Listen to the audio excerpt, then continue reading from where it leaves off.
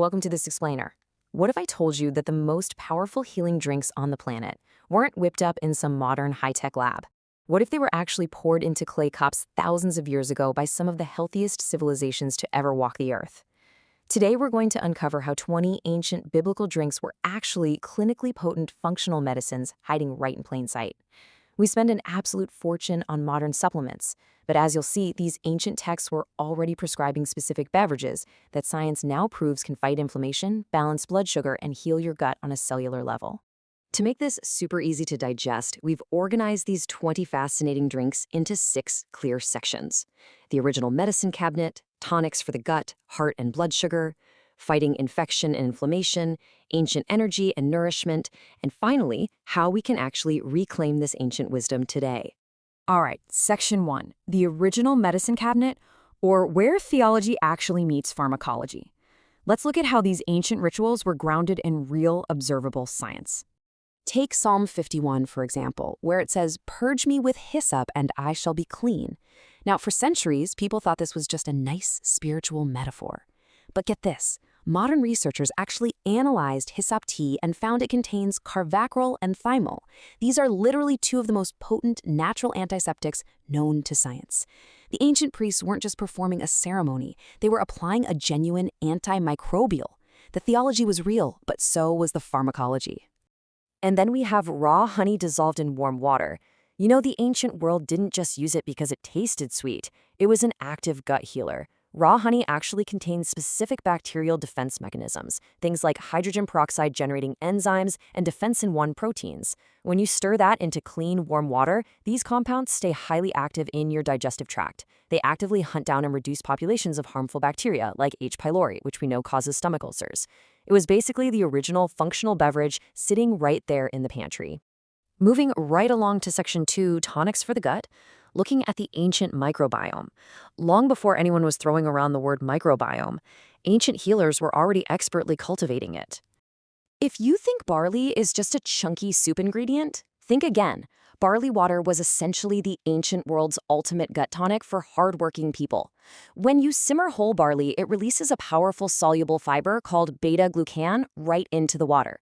The crazy thing is, it's so incredibly rich in this fiber that clinical trials show it actually outperforms modern oat drinks when it comes to managing your blood sugar response. It naturally lowers LDL cholesterol and massively feeds the good bacteria in your gut. But the gut healers didn't stop at grains.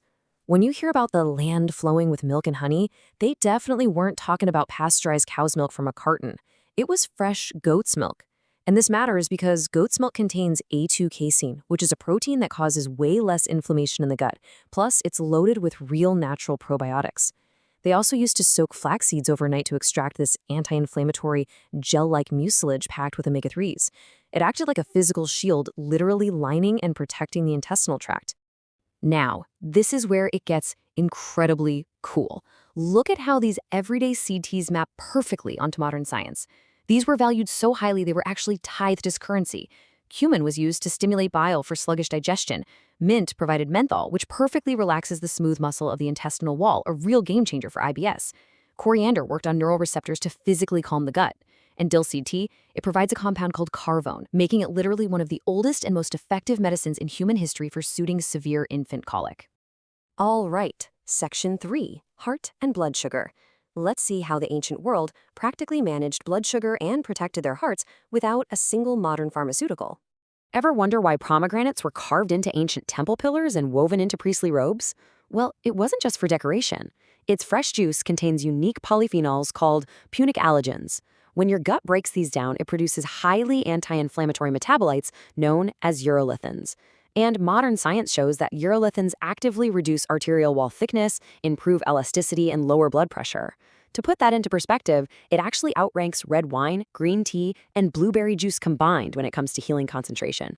And long before it was ever fermented into wine, fresh pressed grape juice, skins included, of course, delivered a massive dose of longevity compounds. We're talking about resveratrol, quercetin, and anthocyanins.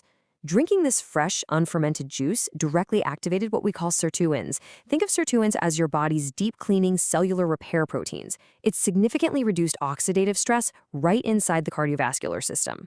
Which brings up a pretty massive question.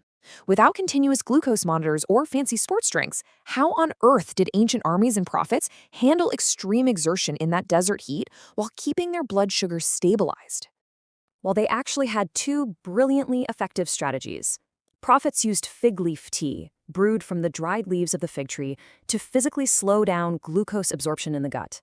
Modern studies show it lowers post-meal glucose so effectively that it can actually reduce the need for insulin. On the other hand, the Roman military ran on pusca, which was just diluted raw wine vinegar and water. The acetic acid naturally cranked up cellular insulin sensitivity, while the low pH stopped bacterial growth, effectively and safely hydrating an entire empire. Let's jump to Section 4, fighting infection and inflammation. Now we're getting into the heavy hitters, the sacred resins and bitter leaves used to fight severe, raging inflammation. This is honestly one of the most exciting areas in modern rheumatology. We always picture frankincense just being burned as incense, right? But food-grade frankincense was actually steeped in water and drunk internally. It's loaded with specific boswellic acids, notably AKB, which inhibit the 5-lipooxygenase enzyme. Think of this enzyme as the initial spark that starts a massive forest fire of inflammation in your body. By cutting it off at the source, clinical trials show this ancient resin fights osteoarthritis and inflammatory bowel disease just as effectively as some modern pharmaceutical drugs, but with way fewer side effects. Right alongside frankincense, you've got two more incredible defenders. Myrrh, steeped in warm water, was a go-to for severe wound healing and profound pain relief, boasting genuine antibacterial activity against things like staph and E. coli. Meanwhile, cedarberry tea was basically the ancient world's reliable respiratory inhaler. The volatile oils act as a bronchodilator to clear up chest congestion, and remarkably, it's the exact same preparation that Native American healers independently discovered across the world. And we absolutely cannot forget the olive leaf. Way before olive oil got all the nutritional glory, the leaf itself was brewed into a tea to extract olearipine. It was the standard, go-to traditional remedy for fevers and colds.